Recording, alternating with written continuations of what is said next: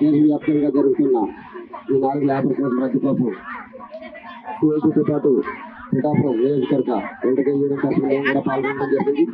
ఈ సందర్భంగా సోదరులందరూ తెలియజేశారు. గతంలో గత ప్రభుత్వం జగన్ గారు చేసిన తప్పు ఈ గవర్నమెంట్ కూడా చేసినట్లయితే జగన్ గారికి పడిన శిక్షేలా ఈ గవర్నమెంట్ కూడా పడుతుందని సందర్భంగా తెలియజేస్తున్నాం.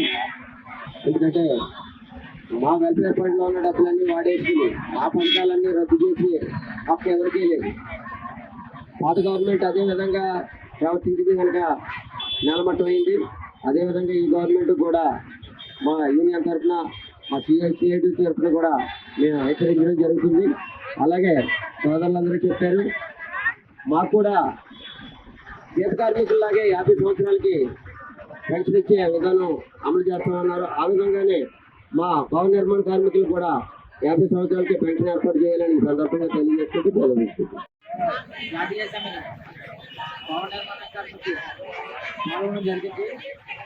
గత ప్రభుత్వం భవన నిర్మాణ కార్మికులు చాలా అన్యాయం చేసినా ఈ రోజు అదే అన్యాయం కోటం ప్రభుత్వం ఆలోచించుకుని చేసింది. కానీ 450 కోట్లు తీసుకొచ్చిన విధానాన్ని ఏం చేసింది? ఇప్పుడు కార్మిక చట్టాలు ఎక్కడెక్కడ యూనియన్లు పెట్టుకున్నా ప్రెసిడెంట్ సెక్రటరీ ఆయన సంతకాలు పెడితేనే మనం లేబర్ కమిషన్ గారికి వెళ్ళింది ఆ కార్మికుడు నమోదు చేయడానికి 45 రోజులు సుమారు పడుతుంది మాకు.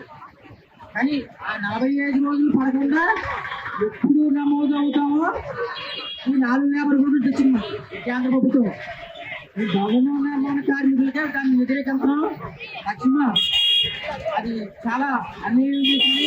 అలాగే 6-7 సంవత్సరాలు భవన నిర్మాణ కార్మికులు ఏం చేసింది? భవన నిర్మాణ కార్మికులు సందర్భంగా ఎంతమంది చనిపోయారో వాళ్ళు డిమాండ్ సహజ మరణంకి 2019లో మేము 5 లక్షలు డిమాండ్ చేసాం.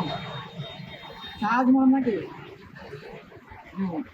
ఈ పెండింగ్లో ఉన్న టైములు వెంటనే విడుదల చేయాలని ఈ కోరకం భవన నిర్మాణ కార్మికుడిగా విజయం చేస్తున్నాం. అలాగే ప్రతి కార్మికుడికి ఇచ్చే కార్మికుడికి అయితేనే ఎవరైతేనో మొత్తం 45 సంవత్సరాలు దాటిన ప్రతి కార్మికుడికి పెన్షన్ ఇవ్వాలని చెప్పి డిమాండ్ చేస్తున్నాం. ఈ ముందు పథకాలు సంక్షేమ పథకాలన్నీ అమలు చేయాలని చెప్పేసి మేము కోరుతున్నాం. అలాగే నాకు ఈ అవకాశం ఇచ్చినందుకు చేస్తున్నాం. ధన్యవాదాలు.